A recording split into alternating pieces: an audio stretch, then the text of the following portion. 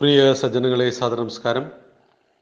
ഭഗവത്ഗീതയിലെ 2-ാമത്തെ അധ്യായമായ സാഖ്യയോഗത്തിലെ 33 വരെയുള്ള ശ്ലോകങ്ങളെക്കുറിച്ചാണ് നാം ഇന്നലെ വരെ ചിന്തിച്ചത്.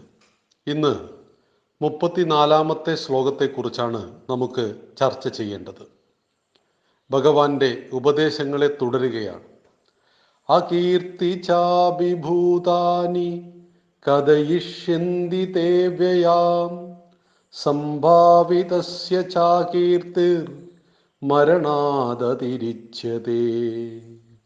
അകീർത്തിം ചാപി ഭൂതാനി കഥയിഷ്യന്തി തേ വ്യയാം സംഭാവിതസ്യ ചാകീർത്തിർ മരണാദതിരിച്യതേ. ഭൂതാനി മറ്റുള്ള ജനങ്ങളെല്ലാം, ഭൂതങ്ങൾ, ജീവനുള്ളവയെല്ലാം, തേ നിന്റെ, അവ്യയാം നാശരഹിതമായ, അകീർത്തിച്ച അകീർത്തിയെ തന്നെ, കഥയിഷ്യന്തി പറയും, സംഭാവിതസ്യ നല്ലതുപോലെ ഭാവിക്കപ്പെട്ടവന്, പ്രസിദ്ധന്, അകീർത്തി അകീർത്തി, മരണാത് അപി മരണത്തേക്കാൾ, അതിരിച്യതേ ച അധികമായിരിക്കുന്നു. ജനങ്ങൾ നിന്നെ എക്കാലവും നിലനിൽക്കുന്ന അകീർത്തിയെ പറയും. സുപ്രസിദ്ധന് അകീർത്തി മരണത്തേക്കാൾ ഭയാനകമാണ്.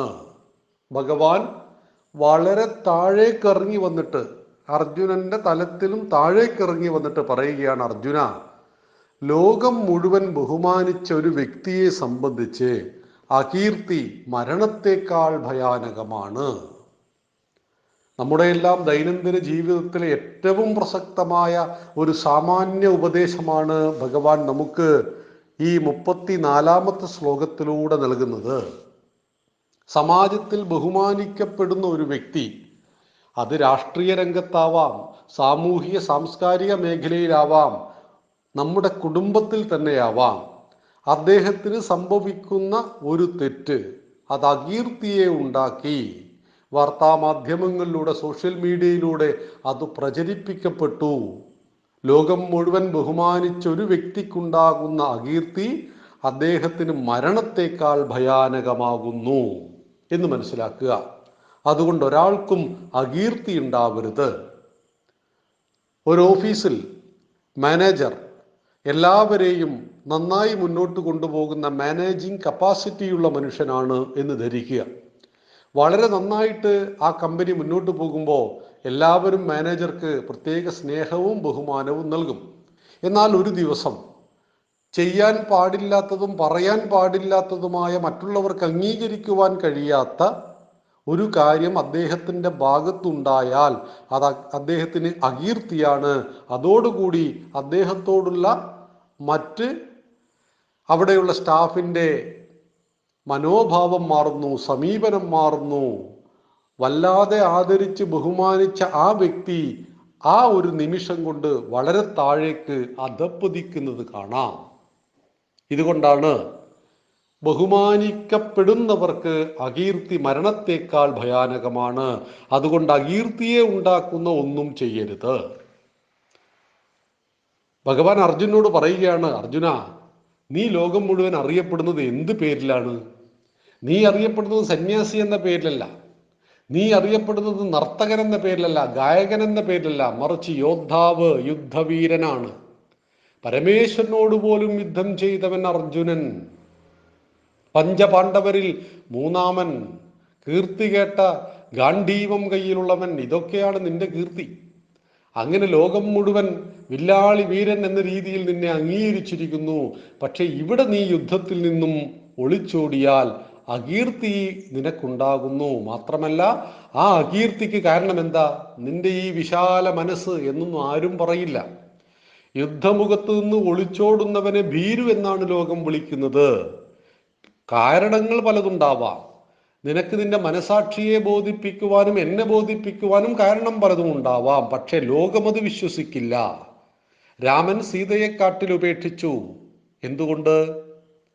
സീത അഗ്നി പരീക്ഷണം നടത്തിയിട്ടുണ്ട് ലങ്കയിൽ. പക്ഷെ അത് അയോധ്യാവാസികൾക്ക് അറിയില്ലല്ലോ. അയോധ്യയിലെ ഏറ്റവും നികൃഷ്ടനായ ഒരു പ്രജ പറഞ്ഞു, സീതയുടെ ചാരിത്രത്തിൽ ഞങ്ങൾക്ക് സംശയമുണ്ട്. അത് കാട്ടുതീ പോലെ അവിടെ ചർച്ചാ വിഷയമായി. ചാരന്മാർ ശ്രീരാമചന്ദ്രനെ അറിയിച്ചപ്പോ രാമൻ സീതയെ കാട്ടിലേക്ക് മാറ്റി നിർത്തി, വാൽമീകി മഹർഷിയുടെ ആശ്രമത്തിലേക്ക് മാറ്റി നിർത്തി. എന്തുകൊണ്ട്? അകീർത്തി ഉണ്ടാവും. രാമന്റെ ഭാര്യയെക്കുറിച്ചൊരു സംശയമുണ്ടായപ്പോൾ അവിടെ രാമൻ അന്വേഷിച്ചില്ല, സ്വാർത്ഥനായിരുന്നു രാമൻ എന്ന ചിന്തയുണ്ടാവും. അത് ഇക്ഷ്വാകു വംശത്തിന് തന്നെ അകീർത്തിയെ സമ്മാനിക്കുമെന്ന് അറിയാവുന്നത് കൊണ്ടാണ് രാമൻ ആ പ്രവൃത്തി ചെയ്തത്. ഇവിടെ അർജുനനും ഇത് ബാധകമാണ്. അർജുനൻ, വില്ലാളി വീരനായ അർജുനൻ യുദ്ധമുഖത്തൊന്നും തോറ്റോടിയതായിട്ട് നാളെ ലോകം നിന്നെ കൊണ്ട് പറയും. അത് മരണത്തേക്കാൾ ഭയാനകമാണ്. നീ നല്ലതുപോലെ അറിയപ്പെട്ടവനാണ്. നിന്റെ അകീർത്തിയെ ലോകം പുച്ഛത്തോടുകൂടി ഓർമ്മിക്കുന്നതാണ്. അതുകൊണ്ട് അർജുന, നീ ഈ പറയുന്ന നിന്റെ വാദമുഖങ്ങളെ മുഴുവൻ ഉപേക്ഷിച്ചുകൊണ്ട് നിന്റെ കർമ്മമായ യുദ്ധത്തെ ചെയ്യുക. ഇവിടെ ഭഗവാൻ എന്തുകൊണ്ടാണ് ഇങ്ങനെ താഴേക്കിറങ്ങി വന്നത്? വലിയ വലിയ തത്വചിന്തകളൊക്കെ മേലെ പറഞ്ഞല്ലോ. ആത്മാവിനെ കുറിച്ചും ആത്മാവിൻ്റെ നിത്യതയെക്കുറിച്ചും ആത്മാവിനെ ആർക്കും നശിപ്പിക്കാൻ സാധ്യമല്ല എന്നതിനെ കുറിച്ചൊക്കെ പറഞ്ഞിട്ട് എന്താണ് താഴത്തേക്ക് ഇറങ്ങി വരുന്നത്?